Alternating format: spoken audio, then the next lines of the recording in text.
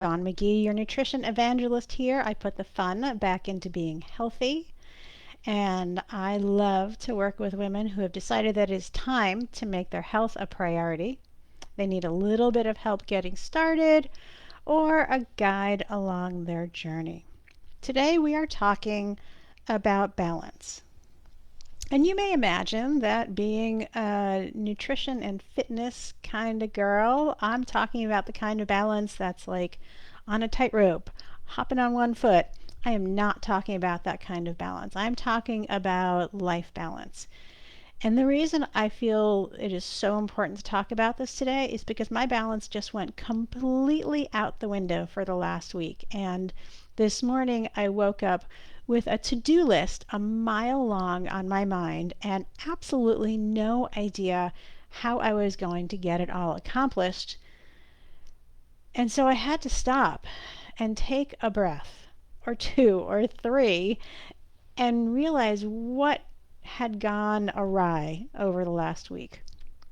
So I'm going to share it with you in the hopes that if some of you are also experiencing this out of balance, out of body feeling, that this may help you get things back into a good foundation of balance as well. So it is the end of September. Here in Massachusetts, we started school again at the right after Labor Day, so we've got the new school routine going on.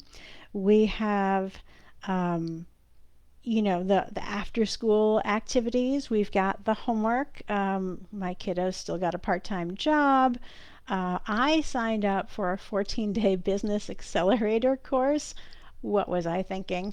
And we are launching new products in new countries and whew, and, right? So when your life becomes one long series of and, you're going to wake up one day, like I did this morning, with a to-do list a mile long with no idea you can get it all done. And so here's what I did today. First of all, yes, I took a whole bunch of deep breaths. One more right now. Take one with me. And I just started writing it all down because the to-do list was in my head for all the stuff that I had sort of let slide over the last week.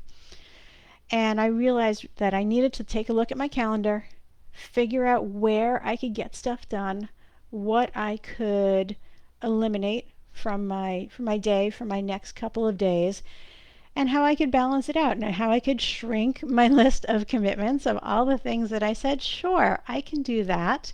Because I'm also on the parents group at my son's school, and so we had meetings on that, and we're kicking that off, and it's just right. My and list continues on, and so I took a look at all of the different pieces of my life.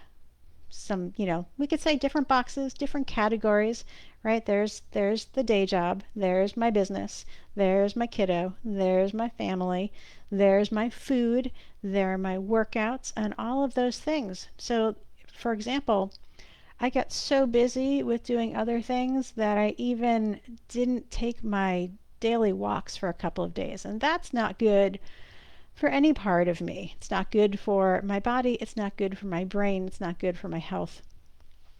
So starting today, I'm going to be sticking to when I put my walk into my calendar, I'm going to go take my walk. And that may mean that maybe I'll return some phone calls while I'm walking. And that's okay. It's not my preference, but that's okay to get out of this current situation, right? And then I'm going to put a moratorium on more commitments. I'm not going to sign up for more things. I'm not going to volunteer for more things. I'm not going to say, sure, I can do that. And you may have to do the same. You may have to unapologetically say, I'm sorry, I don't have the bandwidth for that right now. If you're like me, you like to help and support and say yes, but sometimes you have to say no, and sometimes saying no is kinder than saying yes because you want to put your whole self into it. And then we've also had school bus challenges like a lot of folks have where the bus hasn't come a couple of afternoons.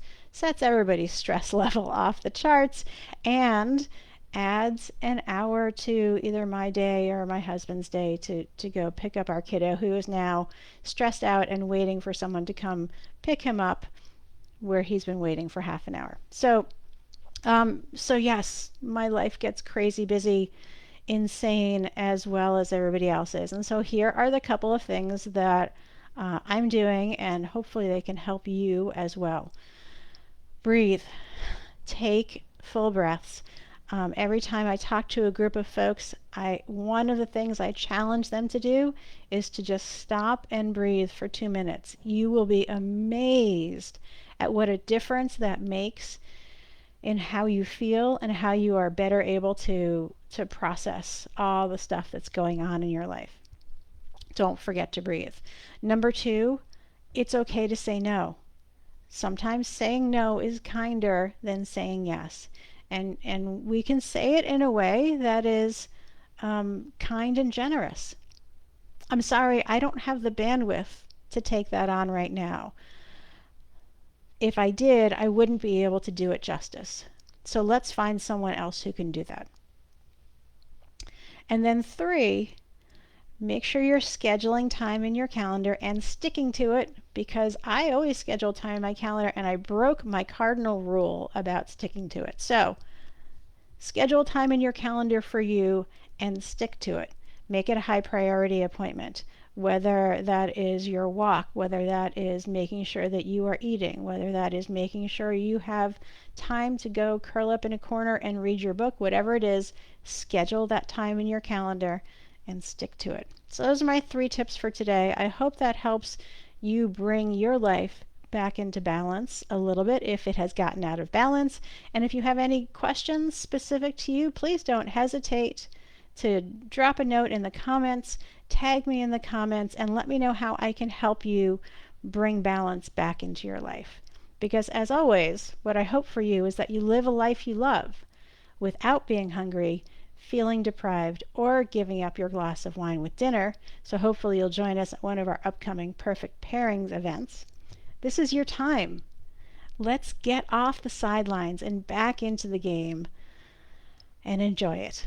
Until next week.